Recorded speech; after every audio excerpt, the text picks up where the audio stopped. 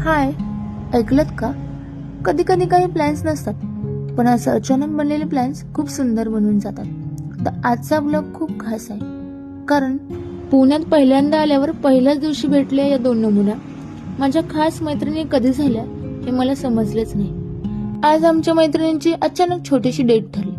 आज आम्ही थोडं खायला बाहेर जायचं ठरवलं. थोडं हसू आणि भरपूर आठवणी, असे अनप्लॅन खूप मेमरीज करून जातात आणि तेही न विसरण्यासारखे, म्हणून मी कॅप्चर केले. माझ्या मैत्रिणी माझ्यासारखेच अँटिक आहेत. जरा हास.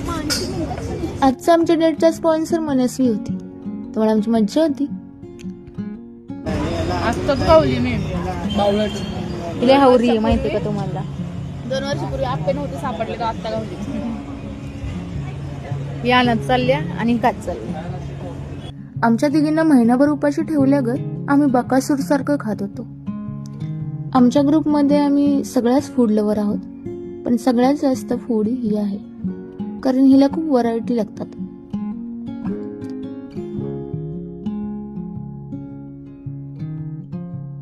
डेटचा शेवट म्हणून आम्ही गोड खायला गेलो. आता ह्या मुलीचं लहानपण कधी संपणार काय माहिती. तर हा होता छोटासा मैत्रीचा दिवस. कसा वाटला? गोड ना?